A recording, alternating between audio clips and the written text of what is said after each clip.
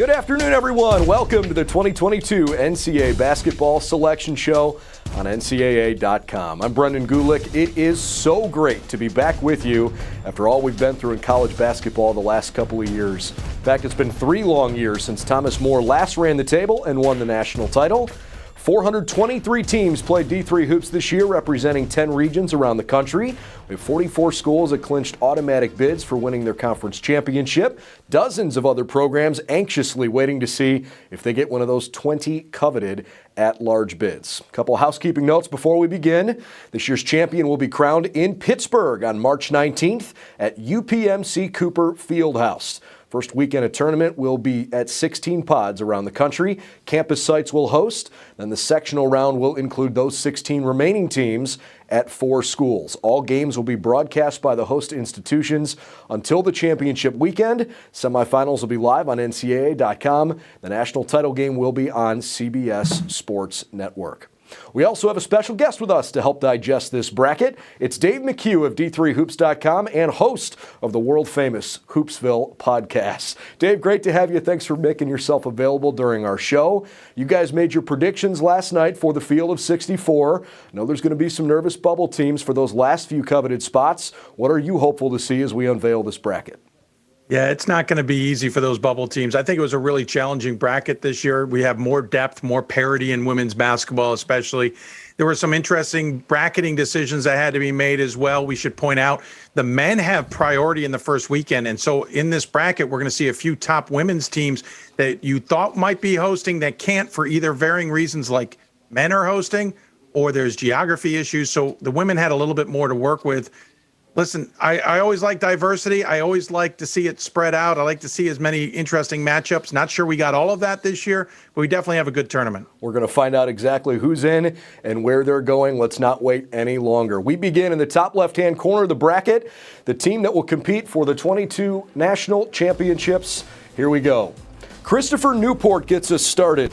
The Captains, the #1 team in America according to the national polls. They're the first ever champions of the Coast to Coast Conference after beating UC Santa Cruz on Saturday.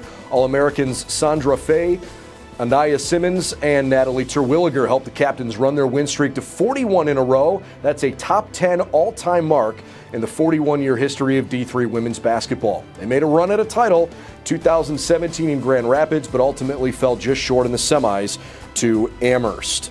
Welcome to the NCAA tournament for the first time ever to the Mitchell Mariners. They beat New England College 85-74 Saturday in what may be the last AQ bid given to the New England Collegiate Conference.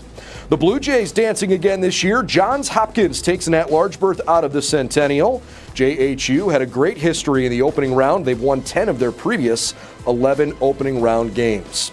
They open with Mount St. Mary, the Knights, Skyline champs for the 13th time ever after they beat Merchant Marine Saturday, 15th NCAA trip for the Knights, who hail from Newburgh, New York.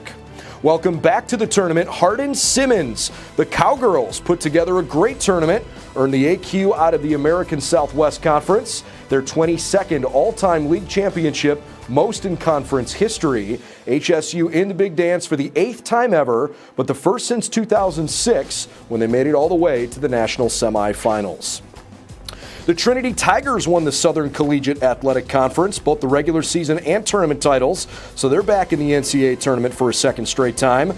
Count them up, 24 wins in a row for the Tigers. Head coach Cameron Hill has guided this program to 6 championships in the last 10 years. A nearly perfect season for the Whitman Blues brings them back to the NCAA tournament. Blues ran the table in league play, stubbed their toe just once in the regular season. They're riding a 16-game winning streak since their nearly 3-week layoff in December and January. They will play Whittier College. Welcome to the NCAA tournament. The Poets, their first ever SCIAC title, thanks to an epic overtime performance over Pomona Pitzer on Saturday. They outscored the Sage Hens 18-2 in the extra session to win that crown. Probably stole a bid from a bubble team out in Region 10. Dave, what do you think of this first group of 8? You're going to see some hosting differences. Christopher Newport, this pod looks like it was built around them. It should have been built around them. They can't host because the men are hosting in the first weekend. They have 94 feet of defensive chaos. Watch for it. It stymies so many teams, and they do it without fouling. One of the 3 undefeated teams remaining in Division III have been the #1 team in the country since Hope lost earlier this season. They are a tough out. And by the way, after the women's soccer program won its first national title this past fall, this women's program is chomping at the bit to do the same. Program's 22nd appearance and 15th conference title overall. Mitchell gets a tough matchup here. Got to feel a little bit bad for Mitchell. Won 3 straight and 5 of their last 7. Upset the top seed in the NECC. First ever appearance, as you said, and they get Christopher Newport. Games at Hopkins. This is one of the best defensive teams in the country. 3 teams in the Centennial Conference are in the top 5 in defensive numbers, including Hopkins. They are a really good team defensively. They get to host this pod because Christopher Newport can't. They need to take advantage of that at Goldfarb Gymnasium. We'll watch for that. I think they're a better team than people realize. And Mount St. Mary's, winners of the conference, a bit of an unknown in the grand scheme of things. They can prove themselves here against Hopkins. They have that opportunity. Another quirk in the scheduling and bracketing. Hardin-Simmons is scheduling down here. We had a lot of Texas teams potentially in this tournament. Hardin-Simmons is hosting against Trinity. Unfortunately, 2 Texas teams here. But this pod, to me, feels like it's been built around Whitman. Hardin-Simmons beat Texas Dallas in an upset-filled ASC, riding a 9-game winning streak. Their 4 losses this season are to ETBU and Mary Hardin-Baylor. That's it. They have lost to nobody else. 7th ASC title, first since 2004, and in the tournament for the first time since 2006. Watch out for Kendra Hassel's team. Cameron Hill's squad is always good. They always have a tough run through the NCAA tournament. They've got a tough run in the first round. One of these really good teams, unfortunately, has to lose in the first round. Whitman, again, as you said, 1 loss on the season. They lost to UC Santa Cruz. The Banana Slugs knocked them off earlier this season, and that kind of rejuvenated Whitman against Whittier. Tough conference SCIAC this year. Looked on paper to be a little bit unbalanced, but I kind of like Whittier to at least give Whitman a bit of a game here. Again, I think the committee built this a run a little bit around Whitman, but tough matchups all the same. Moving along the top left-hand corner of the bracket, second half of those groupings. It's an at-large berth and hosting duties for the Tufts Jumbos, who were knocked out of the NESCAC tournament by Amherst in the semifinals, but make no mistake, the Jumbos are the real deal. They're dancing for the 13th time. They've been agonizingly close twice to winning a national title. They start with the defenders of Clark Summit University. NCAA tournament debut for Clark Summit. They beat Keystone in the Colonial States Athletic Conference title game on Saturday. DeSales ran the table in the MAC Freedom this year. They finished off Stevens yesterday for their 4th straight conference tournament title. 15th trip to the Big Dance for the Bulldogs under 13th under head coach Fred Richter. You know, it's always a little awkward when you have to root for your bitter rival to help your own cause this time of year, but an at-large berth, the reward for the Cortland Red Dragons, who needed Ithaca's help to win the Liberty League in order to make sure they were part of the discussion. The Red Dragons back in the field for the 12th time and for the 2nd year in a row. St. John Fisher back in the NCAA tournament for the 18th time in program history. They won the Empire 8. Cardinal and Gold have a 25-win mark for the first time since 2005. An AQ berth for Rhode Island College, champions of the Little East Conference. Anchor women make their 5th trip to the NCAA tournament. Amherst lost the NESCAC title game to Bates on Sunday, but they're clearly one of the top teams in the country again this year. They get an at-large bid. GP Gramacki and his group won the national title 2017 and 2018. It's the 14th straight NCAA tournament that Amherst has played in, making it to the national semifinals 8 of the first 13 times. They'll host SUNY Poly, champions of the North Athletic Conference. Dave? Yeah, Tufts is one of the tougher teams, no pun intended, in the country year in and year out. They came out of a very difficult NESCAC this year, which is no surprise. The top is always a tough conference. And playing here at home is a big deal for these Jumbos. They have the potential to make it to the second weekend and have a great, tournament run in a very loaded upper left-hand corner. But home is how they'll do it. And obviously, that's the big key for them. Clark Summit, congratulations, make their first ever NCAA tournament. Won 18 games. in their season in 2019, didn't win a game. I'm sorry, in 2018, 2019, now 18 games and now 22 wins. This is a building program, but a tough matchup against Tufts.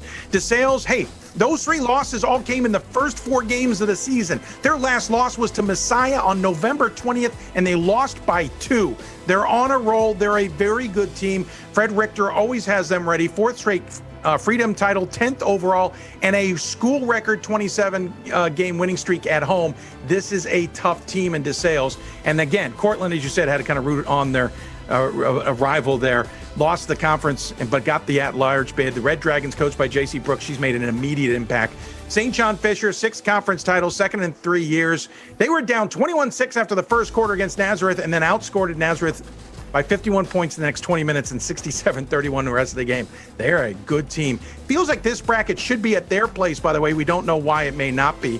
Rhode Island College, by the way, lost 3 of their first 4 games and 4 of their first 8 and have only lost once since. They are a very good team that probably flying a little bit under the radar, holding opponents to under 50 points. That's top 12 in Division III. And Amherst, GP Gromacki squad's always one of the more dominating teams in the country, especially defensively, in Division III for a number of years. But this year they feel like a little bit more of the unknown. That said, hosting this at LaFrac is a big deal. Just don't expect a high-scoring game at all. And SUNY Poly, congratulations, winners of 10 straight. First NAC title, 5th conference title overall. They're in the NCAA tournament again, but that is a tough match against the Mammoths. To the bottom left quadrant, where Smith has hosting duties to open up the tournament. This year's new MAC champ, the Smith Pioneers, who beat Babson yesterday 68-46. Back-to-back titles for the Pioneers and conference tournament MVP Jesse Ruffner. Make it 2 straight NCAA tournaments for Framingham State. The Rams won the Massachusetts State College Athletic Conference. They've dominated the league the last few years, winning 28 straight conference games as they head back to the national tournament. This year's GNAC champions are from Emmanuel. The Saints beat St. Joseph's on Sunday. They're 25-1 on the season. 3rd consecutive trip to the NCAA tournament for the Saints, who are in for the 21st time in program history. They open with Brooklyn. After winning the City University of New York title in 2018 for the first time in 38 years, the Bulldogs have now made the NCAA tournament 3 of the last 4 seasons. Another at-large bid off the table here. The DePaul Tigers heading back to the tournament. They were stunned in the NCAC semis by Wittenberg after they ran the table in the regular season, but they're still in the field for the 18th consecutive postseason. Illinois Wesleyan, the Titans, beat top-seeded Millikin to take the AQ out of the CCIW, so they're back in the field this year, make it their 10th league championship. Great turnaround for Mia Smith's group after they started 1-4. Not a huge surprise here, but an at-large berth for one of the best teams in the country, the Warhawks from Wisconsin Whitewater, back in the bracket. They're going dancing now for the 6th straight tournament and for the 13th time in the last 14 seasons. And after beating Monmouth for the Midwest Conference title Saturday, the Ripon Redhawks back in the tournament for the 5th time. Saturday's win made 10 straight victories for the Redhawks, especially impressive after they opened the season 1-6. What do you think about this group, Dave?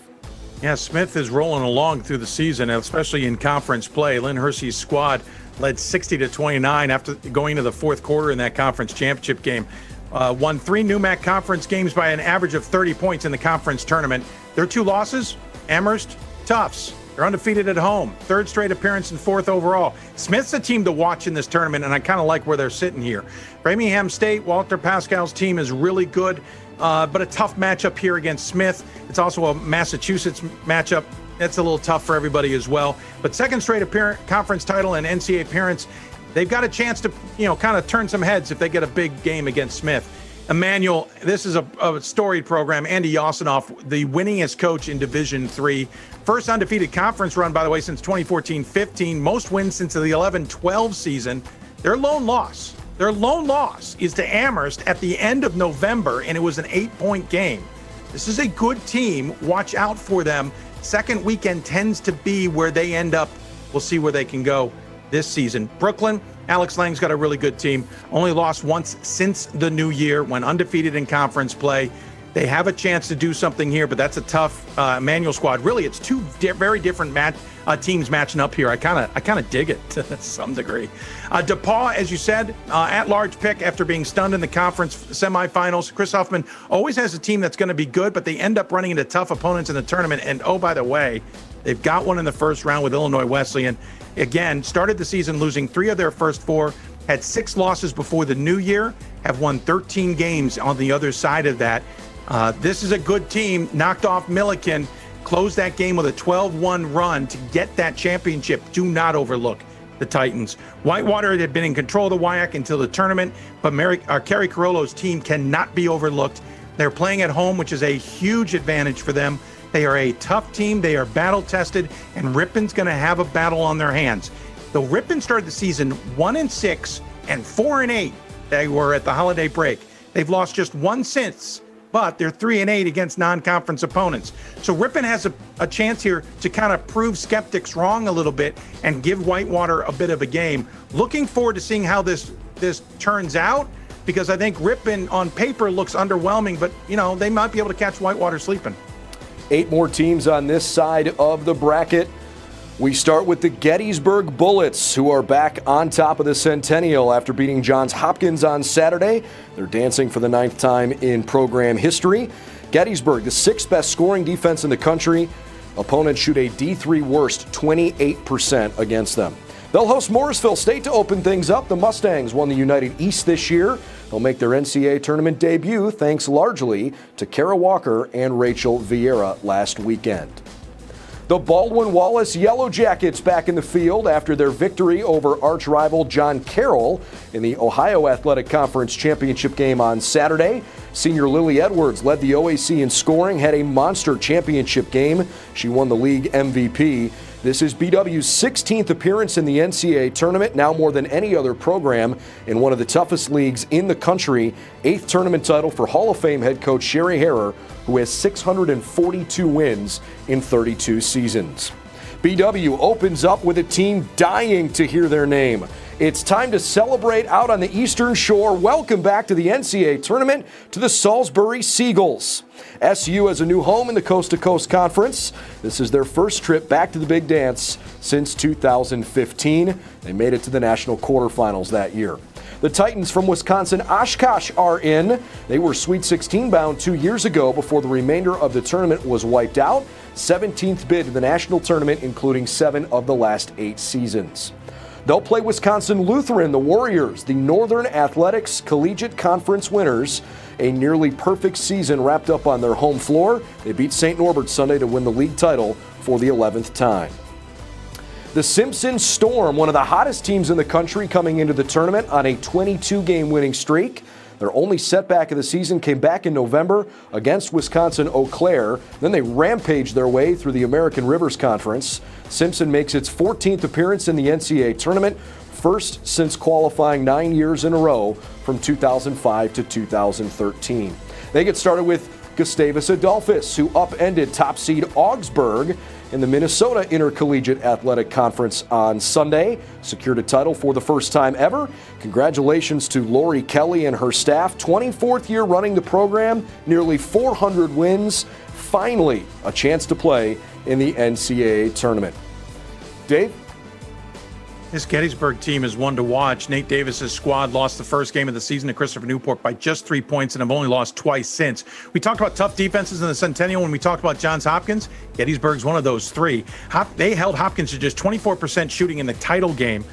And defensive field goal team, they are one of the top in D3, allowing the 6th fewest points. In D3 Centennial wins, by the way, they've only allowed 46, 35, and 40 points. This is another gritty defensive unit for Nate Davis, and they're going up against a Morrisville squad that probably a little bit of an unknown for everybody, but an upset depleted Gallaudet squad in the conference game allows Morrisville to get here.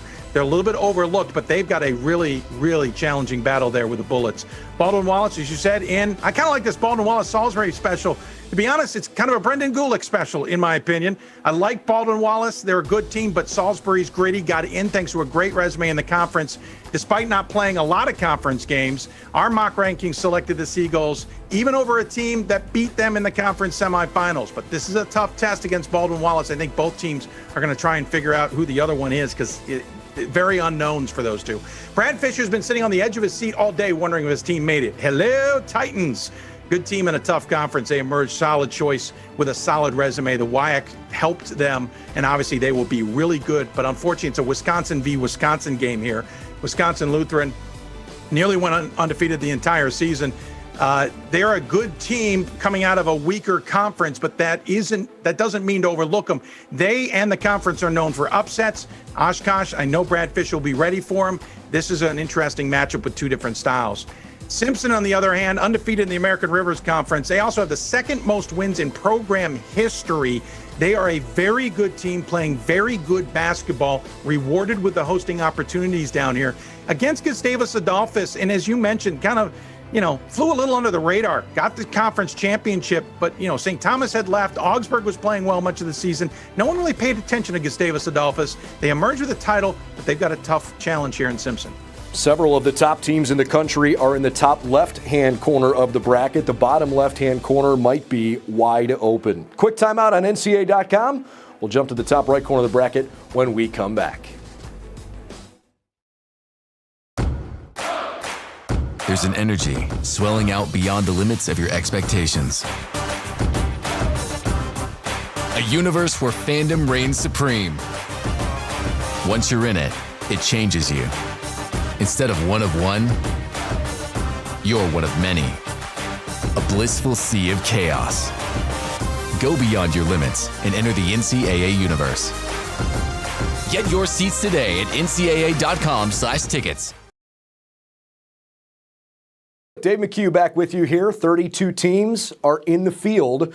32 still to announce. Let's turn our attention to the upper right-hand corner of the bracket.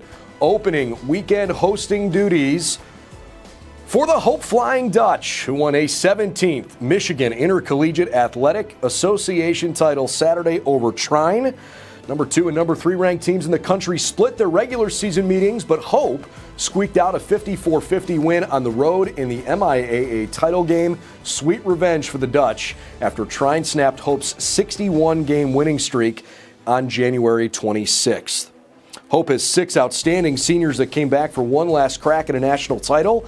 Of course, they were going to the second weekend 2 years ago, and then it got cut short. Last year, of course, the tournament was canceled altogether.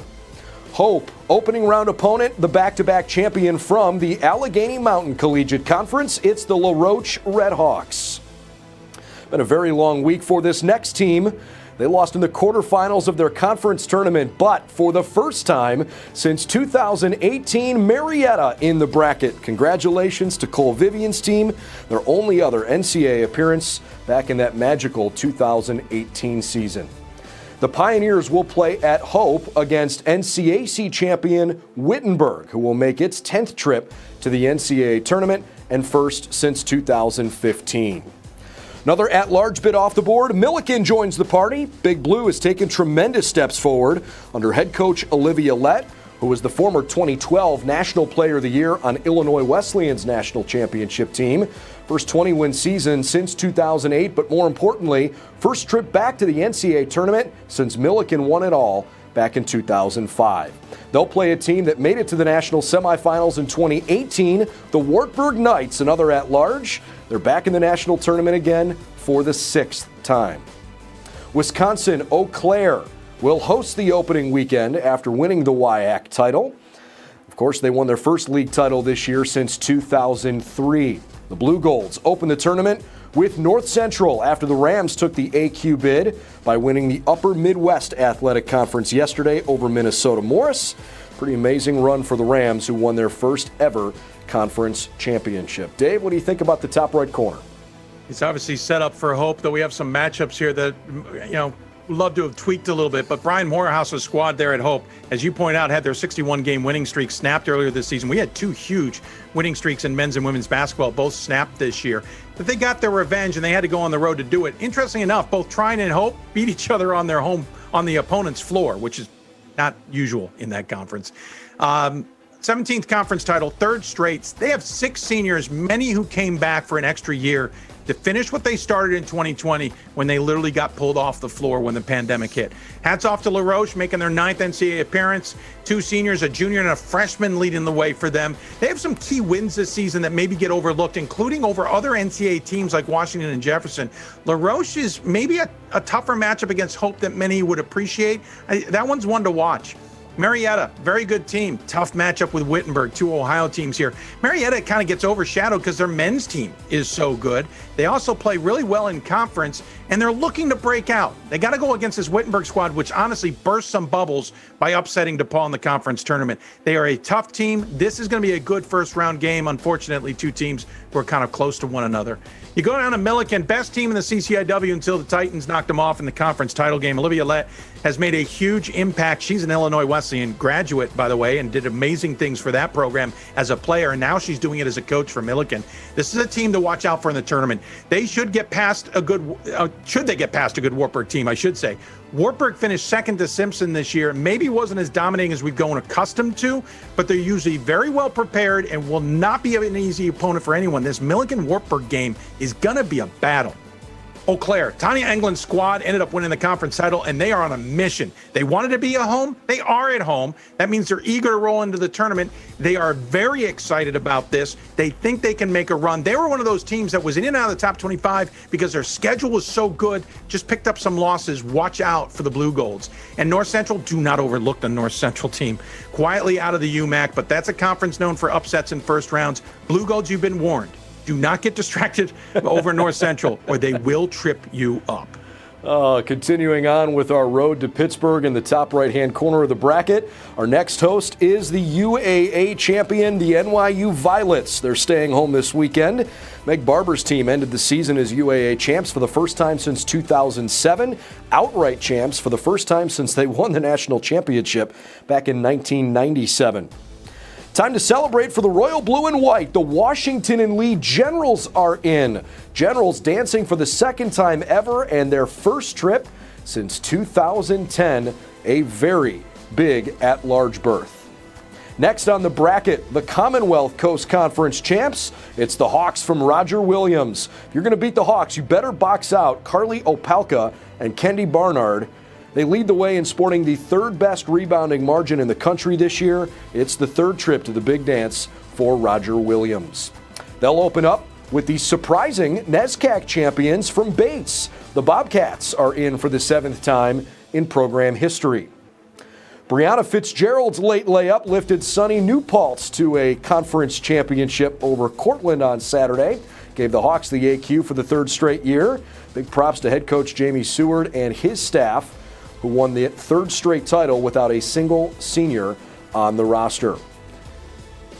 They start with Babson as the Beavers get an at-large bid to compete for the first time since they won a couple games back in the 2017 tournament. Different year, same story in the Landmark Conference. The Scranton Lady Royals won their 7th straight title this weekend. They beat Catholic by 17. Abby Anderson won Landmark MVP, her 9th double-double of the season. Of course, they made a run to Salem 3 years ago, but fell a little bit short of a championship. Lady Royals under new leadership since that season, though. Nick DiPilio has done a great job, continues to showcase why the Royals are one of the premier programs in the nation. Can they make a 10th Final Four appearance? Their journey begins at home against the biggest Cinderella team from last weekend, the New Jersey City Gothic Knights. First ever trip to the big dance for the Gothic Knights. They were a 6 seed in the NJAC tournament last week. What do you think about these 8, Dave? Listen, NYU's got to be at home. Interestingly enough, they don't really have an official home. after they tore the Kohl Center down a few years ago. They will next year. But they're home anyway. They'll play that at one of the 3 homes that they've had this season. Best season in a number of years for NYU. The Violets have been really good, winners of the UAA, and a team to keep an eye on. I think they're breaking out finally, and we expected them to. WNL team, we didn't pick what was on our board at the end of the selections last night on our Hoopsville special. They're battle tested coming out of that ODAC. That's not an easy conference at all, especially the conference tournament, with a lot of good talent on that one, including one some would argue should have been playing D1, and that's not a knock. She chose to be at WNL. Long drive for a really solid matchup.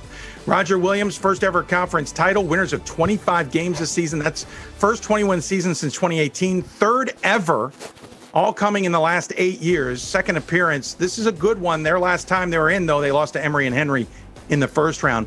Bates had a breakout season, defeated Amherst in the NESCAC title game for their first ever NESCAC title. They led 40-20 entering the fourth quarter and then held on to 51-42 win. Listen, 4th different NESCAC title winner. That can't be overemphasized here. This has been the Tufts and Amherst and others show, but Bates breaks through. First appearance since 06. Really good job by them. Really impressive. SUNY New Paltz, they defeated Cortland and really put Cortland on the bubble. Tough opponent there for Bates. Bates can't be overlooking that because Bates had some tough losses this season, which puts him in a tough spot. And then, as you said, misspoke. New Paltz is taking on Babson. Scranton, New Jersey City. That's a great game, by the way. Scranton is one of the top teams in the country. Watch out for them. They are easily a storied program that expects to win, and they are well coached. By the way, to the end of the NCAA tournament, like 9 straight years under 4 different coaches. They're that good a program because they get that good of coaches. New Jersey City made the tournament as the 6th seed, beating the 8th seed in the NJAC tournament. Playing at home, they have turned a program around that just a few years ago couldn't win a game. Pat Devaney has done an amazing job there. Hats off, but that is a really tough matchup with Scranton. Moving along to the Liberty League champions, the Ithaca Bombers, who are in after knocking off St. Louis this past weekend. 3rd straight conference title for Ithaca, 20 games or more. They have won 11 times now the last 12 seasons. Also the 16th appearance now under the Dan Raymond era. The Bombers open up with Catholic after the Cardinals earned an at-large berth from the Landmark Conference, one of the best free throw shooting teams in the nation and their 2nd best nationally in three-point defense. For the 6th year in a row, the MAC Commonwealth ran through the Messiah Falcons. Their 14th title in program history. The Falcons beat Widener yesterday in Grantham. Their pride's been on the defensive end this year. They're also the 3rd best free throw shooting team in the country. It's a great combination this time of year. Big exhale for the Springfield Pride, who take an at-large bid from the new MAC up in Massachusetts. This is their 7th NCAA tournament appearance under head coach Naomi Graves. The John Carroll Blue Streaks back in the NCAA tournament. They get an at-large berth out of the OAC. They were regular season champions. A couple of All-American caliber players on their roster, Nicole Heffington and Olivia Nagy, broke the program's all-time scoring and rebounding records just last week. 4th time for the Blue Streaks since 2014 in the tournament. A nervous wait for Elizabethtown is over. The Blue Jays get an at-large berth from the selection committee. They beat Catholic twice in the regular season, but could not get past the Cardinals in the Landmark tournament last week. Still a great season, rewarded with the program's 13th trip to the postseason and their first since way back in 2001. Nobody in the country has a better win on their resume than the Trine Thunder, who ended Hope's 61-game winning streak last month. Thunder were the number 3 ranked team in the country, absolutely feel like they can win a national championship. 5th straight NCAA appearance under head coach Andy Rang, whose defense is unquestionably one of the best in America. They start with a Mighty Macs from Immaculata. They're tournament bound for the first time ever after they won the Atlantic East title on Saturday. MVP Teresa Kearney led the way. Dave, what are your thoughts here? Hey, listen, Ithaca is always a good team. Dan Raymond has these guys, has his squad ready for anything. They have not lost since December 7th against Rochester, and their 3 losses are by combined 11 points. They outscored St. Lawrence in the second half of the conference title game, 42-25. Ithaca is synonymous with being in the NCAA tournament, and they're really good at home. They've started the NCAA tournament at home 12 times. It is tough to get past Ithaca. Catholic's a good squad. I like what they've been doing this year. They've just been falling a little bit short sometimes when you expect them to break through. This is a good matchup, I think, between two good teams where Catholic needs to prove themselves and Ithaca's ready to get rolling in the tournament. Messiah has always been a good team. Hands down, always you can pencil them into the NCAA tournament almost every year. Springfield had a really good season. They actually went through much of the season late, undefeated before kind of stubbing their toes a little bit late in the NUMAC. But of course, Smith's in that conference. That's going to be part of that conversation.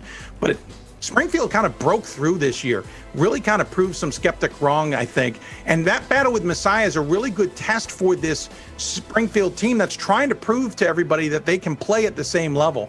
Messiah, though, I mean, come on. Mike Miller's squad is good. 6th straight Commonwealth title, 14th straight. Leah Springer is their all-everything person. 22 points, 12 rebounds, 7 blocks in the title game. 3-time All-American after missing her junior year due to injury. Playing in every career game. This is their 21st appearance as a program. Watch out. John Carroll, really good team. Loved watching them this season. And against Elizabeth team that I've also loved this season. I think Elizabethtown was sneaky good. Thought they could actually take out Scranton during conference play. They weren't able to. But they're a better team than people realize. They're taller. I think that matchup with John Carroll will be a really good X's and O's game. And Trine, 3 losses, 2 of them have been at home, both to Hope. That doesn't mean they're not a good team. They have a really good home court, kind of modeled it a little bit after Hope, trying to get an advantage here. They are the team that wants to prove a lot of those who think they're just the second team to Hope, that they're better than that. They will be a really good team in that first round. And Immaculata, hats off on getting to the tournament. First ever appearance, won 6 of their last 7 after a stretch where they lost 5 of 7 after what appears to have been COVID may have disrupted their schedule. They shut down a good Gwynedd Mercy squad for the final 3 minutes to earn this trip, but they've got a really tough game against Trine. Only 8 teams left to reveal and just 2 remaining at-large berths. One of them is off the board here. Time to celebrate down in Belton, Texas. The Mary Hardin-Baylor Crusaders get an at-large. Of course, they fell to UT Dallas in the conference semis on Friday, but a very strong resume, enough to get them back in the tournament for the 3rd straight time. One of only 3 undefeated teams this year, the Webster Gorlocks, NCAA tournament bound. They won the St. Louis Intercollegiate Athletic Conference. Final at-large berth on the board, it's the Tigers from East Texas Baptist. Great job by second-year head coach Blake Arbogast, whose team is dancing for the first time since they made an Elite 8 run in 2018. Top seed in the Southern Athletic Association tournament won it all this year, which means the Lynx from Rhodes College in Memphis, Tennessee going dancing again. Second straight league title for the Lynx, who have won 16 games in a row after their best season in 8 years. The Southern Virginia Knights are USA South champs this season. They're in the big dance. Great news for a Knights team that is only in its 9th season now as a D3 program. This is their 3rd different conference in 3 years. Certainly looks like they've found their new home to their liking. An incredible run through the conference tournament for the Shenandoah Hornets. Lifted them to an ODAC crown this past year. Of course, they beat the 5, 1, and 2 seeds just this past weekend. 4th title in program history for the Hornets. They've won 15 of their last 16 games coming into the weekend. And the final 2 teams in the tournament are conference champions. Transylvania hosting this pod. Pioneers won its 4th straight title in the Heartland, capped a perfect 24-0 season. Had an unforgettable performance Saturday against Anderson. Junior guard Kennedy Stacy leads one of the best offensive units in the nation. She was named the tournament MVP. With huge non-conference wins over Tufts and John Carroll this year, Pioneers are battle-tested, ready for a deep run. And they open the tournament with the PAC champion Washington and Jefferson. 8th trip to the NCAA tournament, but their first in 12 years for the Presidents. Dave, your final thoughts on this quadrant? Well, you get another quirk in the scheduling here because Mary Hardin-Baylor men are hosting. Mary Hardin-Baylor women, who finished on top of the regional rankings, we believe, have to hit the road. And because we have 600 miles to play with this year, you get to send this one to Rhodes. I know that was kind of a talk of the morning. I got a lot of texts regarding this question and whether Rhodes could host or whether it would send it to Texas. Mary Hardin-Baylor's a really good team. They're battle-tested in what was a very tough ASC, and as you see, ETBU, Hardin-Simmons was the other. That's 3 out of that conference, all thanks to upsets, too. Webster, undefeated, right? Looks great. If they had lost in their conference tournament, they wouldn't have been in the tournament. They didn't have a good strength of schedule number. Their other numbers weren't that great. Not a lot of results versus regional, if any. So they have to automatically qualify, and then they get a beast of a game in the first round against Maryland and Baylor. East Texas Baptist is trying to prove a lot of skeptics wrong. You told them about that great run. I think a lot of people thought it was a one-time affair. They need to prove themselves, but they're going to have to do it against a good Rhodes team on the road.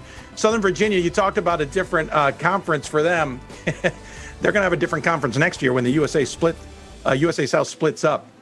But Southern Virginia against Shenandoah, interesting battle here because that's really the battle of I-81. Two teams aren't that far apart on the western side of Virginia, but they'll play it in Transylvania. And Transylvania is absolutely having a bang-up season, first undefeated season, waiting to make a statement for sure. Got to the third round in 2019 when they lost to Thomas More, which, interesting enough, is the defending national champs and no longer in Division III. The Beck Center could be rocking for this one. Julie Folks has made a huge impact on this program, and it shows. They are a team to watch, and I feel kind of bad for Washington Jefferson having a breakout season this year. They're going to get a tough Transylvania team. That said, both teams want to prove something here, so that might be a game worth watching down there in the lower right. Transylvania, Webster, and Christopher Newport, the only undefeateds in the country. All right, Dave, your final thoughts on the entire 64-team bracket as we get ready to start this tournament. Yeah, I mean, obviously, on our mock selections, we got all but one. I think that's a win. That's pretty impressive. We kind of understood who the best teams in the country were going to be getting into this. I'll be honest, I would love to have seen some different matchups in there, but you don't know of all the particulars that were going on behind the scenes that may have forced some of those decisions. We get some great matchups, though, and we do have some diversity. Some of the best teams in the country are paired away from each other and will get chances to prove themselves all the way to Pittsburgh. Well, if you can get out and support your local schools, considering all we've been through these last couple of years, please make an effort to go out and support these student athletes in person. Dave, thank you so much for joining us. Really appreciate your time and your insight. It's been a joy for a lot of these student athletes to be able to play in front of so many big crowds. Really have enjoyed watching D3 basketball this season. You get a chance here to see the tournament starts this weekend. We'll continue all the way up until we get to Pittsburgh, Pennsylvania to wrap up the national tournament. That'll wrap up our coverage this afternoon on NCAA.com. For Dave McHugh, I'm Brendan Gulick. Good luck to all 64 teams competing in the playoffs. We hope to see you in Pittsburgh.